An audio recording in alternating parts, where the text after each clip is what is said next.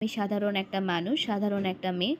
তাই আমার খাবার-দাবারও খুবই সাধারণ হয়ে থাকে। আমি মাছ-মাংস তেমন এত পছন্দ করি না। মাছ তো একদম খাইই না। তাই আমার দৈনন্দিন জীবনে খাবারের তালিকায় ভর্তা, ভাজা-পোড়া, বেগুন ভাজি, আলু ভাজি, বড়া এগুলো হয়েই থাকে। আমি নিজেও খুব ভালো রান্না করতে পারি, কিন্তু মায়ের হাতের রান্নার মজাটাই আসলে আলাদা। খাবারের মধ্যে একটা মামা গন্ধ থাকে। আজকে শুটকি ভর্তাতে মা লইট্কা শুটকি আর চাপা শুটকিটা ব্যবহার করেছে। আপনারা চাইলে যে কোনো শুটকি দিয়ে এরকম ভর্তা করে নিতে পারেন। আর অবশ্যই শুটকিগুলো ভালোভাবে গরম পানি দিয়ে পরিষ্কার করে নেবেন।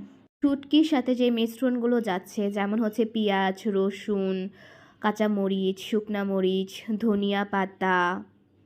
কাঁচামরিচটা শুকনা মরিচটা দেওয়ার কারণ হচ্ছে কাঁচামরিচ আর শুকনা মরিচের দুইটা আলাদা ফ্লেভার হয়।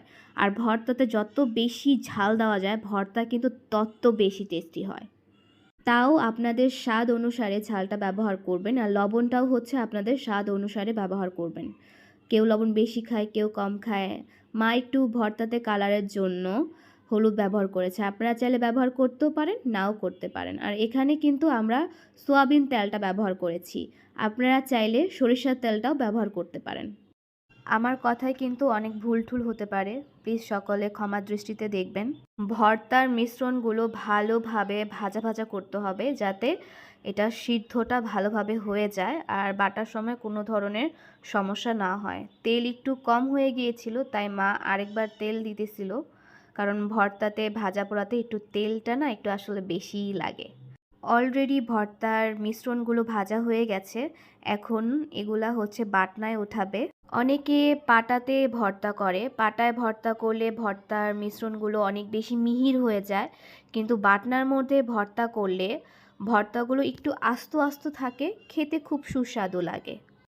আমার মা ভর্তার মিশ্রণগুলো বাটনায় দিয়ে দিয়েছে।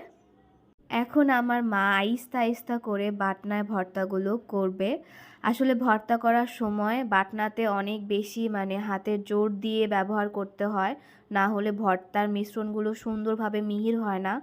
মায়েরা কত কষ্ট করে হলেও গরম হোক বা অনেক শীত হোক সবসময় তাদের সন্তানের জন্য বা পরিবারের প্রত্যেকটা মানুষের জন্য রান্না করে থাকে। তাদের খারাপ লাগুক বা না লাগুক, তারা সবসময় চিন্তা করে যাতে আমার পরিবারের প্রত্যেকটা মানুষ ভালো থাকে। আসলে প্রত্যেকটা মায়ের প্রতি আমার অনেক বেশি ভালোবাসা, সম্মান, শ্রদ্ধা রইল। কথা বলতে বলতে আমার ভর্তা প্রায় শেষ। আমার মা একটু চেক করে দেখবে লবণটা ঠিক আছে কিনা। হ্যাঁ, লবণটা ঠিক আছে। এখন আমার মা ভর্তাগুলো বাটিতে তুলে রাখবে। আমি একটা কাজ করি, ভর্তার শেষে যে বাটনার মধ্যে ভর্তা লেগে থাকে না, আমি সেটার মধ্যে হচ্ছে একটু ভাত নিয়ে মেখে খাই। আমার খুবই মজা লাগে।